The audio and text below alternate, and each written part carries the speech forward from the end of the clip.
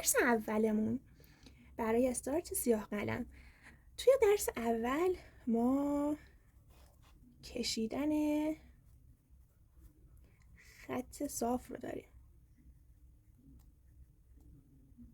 خب برای خط صاف کشیدن یه مداد، هر مدادی که دارین بچه ها، مداد فابر کاستل دارین، مداد لومگراف دارین، حتی اگر که یه مداد ساده دارید میتونید استفاده کنین. من برای شروع از مداد ساده استفاده میکنم. میخوام بگم هیچ فرقی نداره شما چه مدادی استفاده میکنید. خب شما میتونید بچه ها برای کشیدن خط صاف اول یه کادر بکشین برای خودتون توی دفتری که دارید، اینجوری، اینجا و اینجا. خب یه کادر میکشید. حالا من میخوام شروع بکنم به خط صاف کشیدن. بچه‌ها من نمیام که خط رو با مچم تکون بدم، با دستم اینجوری کنم که بکشم خط صاف. سخت میشه، محدوده خط کشیدن من کم میشه. یعنی من فقط میتونم اینقدر خط بکشم. مچ دست باید ثابت بمونه موقع خط کشیدن، موقع سایه زدن، همه چیز. و از شونه و ساق دست شما هستش که تکون میخوره موقع خط کشیدن.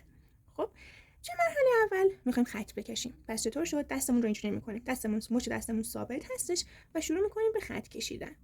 شما بدون هیچ ترس خطها رو بکشین، راحت، خیلی ریلکس، حتی اگه خطاتون صاف هم نشه.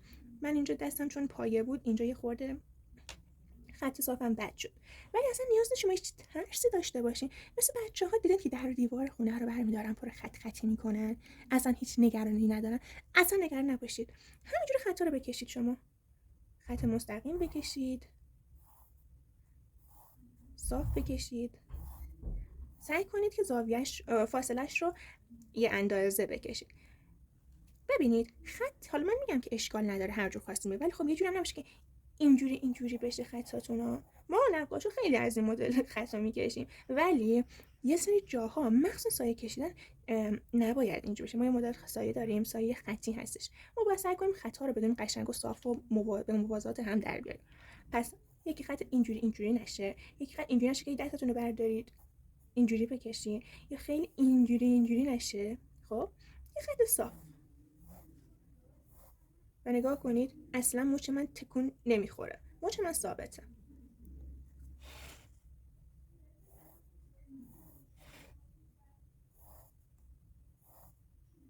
خب و این خط صاف ما شدش. حالا این خط صاف رو کشیدین، لابلاش برعکسش هم بکشید. خب این خطا رو کشیدین، بعد از این بالا بکشید بیایید پایین، یا برعکس از پایین بکشید برید بالا. دست من گیر کرده پای بچه.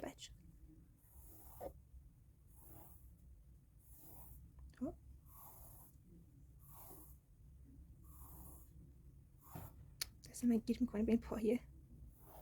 خب و حالا خط مبرر، چون ما یه روش سایه زنی داریم، سایه های متقاطع با خطوط متقاطع هستن که اینطوری ما خط همدیگر رو قطع میکنن. خب شما همینجوری ادامه بدید. پس یه نکته این شد که خطا اینجوری دست نره یا اینجوری بلرزه. یکی هم این شد که خطا رو هی نهید و برگردین. یکی دیگه این شد که خطا رو کشتین ول نکنید، دوباره شروع بکنید. خطا یه راست هم اندازه مثل هم. خب این اولین تمرین شما هستش که میخوام انجام بدید برای من. ازتون میخوام برای تکلیف این قسمت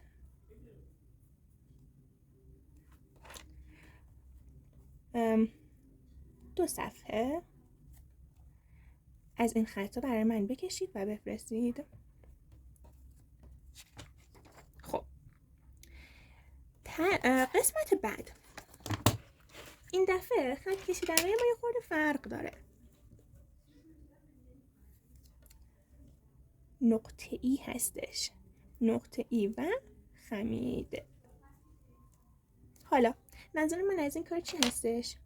منظور من اینه که خب شما میتونید کادر بکشید، میتونید کادر نکشید، هر جوری.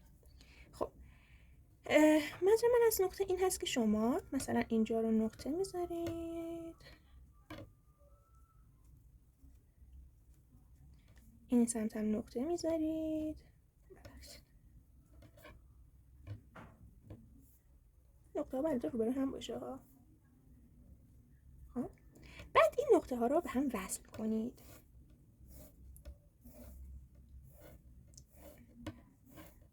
و باید خط صاف در بیارید.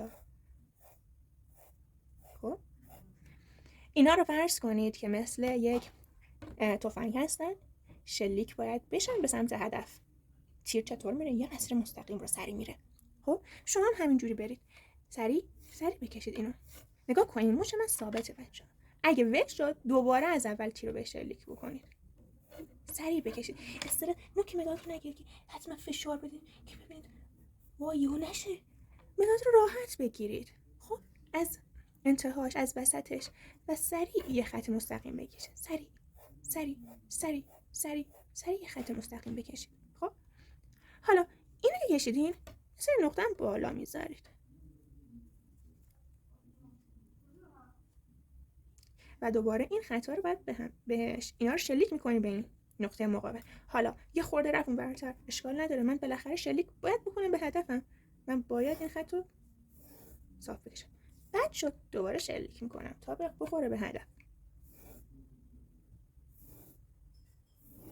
خب و حالا بالعکس شما این کار رو انجام بدید، از بالا به پایین، از پایین به بالا، از چپ راست، از راست به چپ. این کارم انجام بدین و برام بفرستین. تکلیف این صفحه هم 2 صفحه از نقطه‌ای و شلیک. برای قسمت خمیده این صفحه رو داشته باشیم. خمیده، نقطه و خمیده. اونو باید اشتباه گفتم، خمیده بچه‌ها بزنم. نقطه و خط.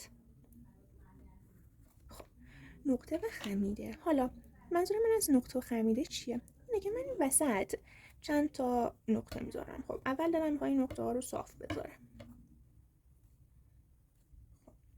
بعد خطی که میخوام بکشم، نمیخوام این خطا رو دیگه صاف به هم دیگه وصل بکنم. من از اینجا شروع میکنم و از بین اینا این دفعه میخوام رد بشم.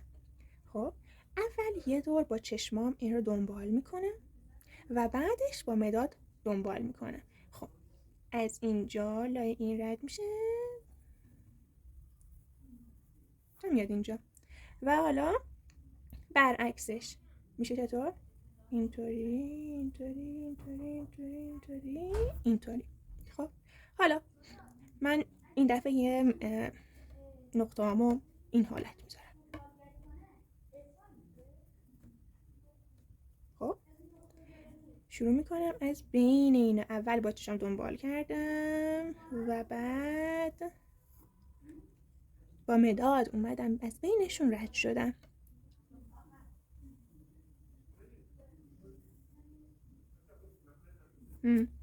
بچه ها این خط خمیده کشیدن بعدن که رفتیم جلو توی چشم کشیدن، توی حالت بینی رو در آوردن، بادی و بدن رو کشیدن، خیلی برای ما مورد استفاده هستش همه اینا. یعنی من میخوام بهتون بگم که هر شکلی، هر چیزی، همشون از خط هستن. شما با خط میتونید یه کوزه بکشین، لیوان بکشین، میتونید باهاش چشم بکشید. ما با خطها همه چیز رو مشخص میکنیم و بعدش اون انحناها رو در میاریم. پس این که شما اول خطها رو بلد بشین و بعد بتونید خمیدگی ها رو از بین همه چیز در بیارید خیلی مهم هستش. برای تکلیف این صفحه هم 2 صفحه انجام بدید و برای من بفرستید. فعلا این باشه از جلسه اول ما. ممنون که نگاه کردین و نگاه های قشنگتون رو به من سپردین و صدای من رو گوش کردید. ممنونم ازتون.